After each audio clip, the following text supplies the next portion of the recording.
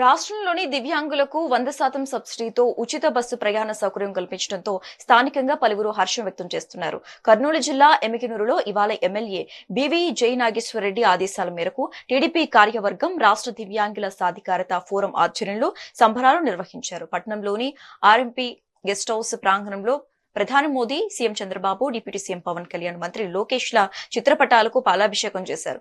దివ్యాంగుల సంక్షేమానికి పెద్దపీట వేస్తున్న ఈ ప్రభుత్వం నిజమైన ప్రజా ప్రభుత్వమని అధ్యక్షులు మల్లెల రాజు కొనియాడారు.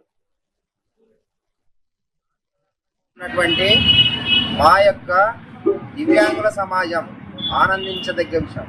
అందుకు ఏకైక కారణం ఏంటంటే మన యొక్క ఇండియా కూటమికి సంబంధించిన ఈ గవర్నమెంట్ మొన్న జరిగినటువంటి మన యొక్క దివ్యాంగుల అంటే యావత్ ప్రపంచ వికలాంగుల దినోత్సవం డిసెంబర్ 3వ తారీఖు అమరావతిలో ఏర్పాటు చేసినటువంటి ఆ యొక్క వేదిక సాక్షిగా మన యొక్క సీఎం అయినటువంటి ముఖ్యమంత్రి వర్యులు శ్రీ నారా చంద్రబాబు నాయుడు గారు మా యొక్క దివ్యాంగుల సమాజానికి ఇంద్రధనస్సు అనేటువంటి 7 వరాలు ఇచ్చినారు. అందులో ఒక వరం ఈరోజు మా అందరికి అమలు కావడం, అది యావత్ మా యొక్క దివ్యాంగుల సమాజానికి ఆనందించే విషయం ఏంటంటే, ఇంతవరకు మేము ఆర్టీసీ బస్సుల్లో ఏదైనా ప్రయాణం చేస్తే కేవలం 50% మాత్రమే మాకు కన్సెషన్ ఉండేది.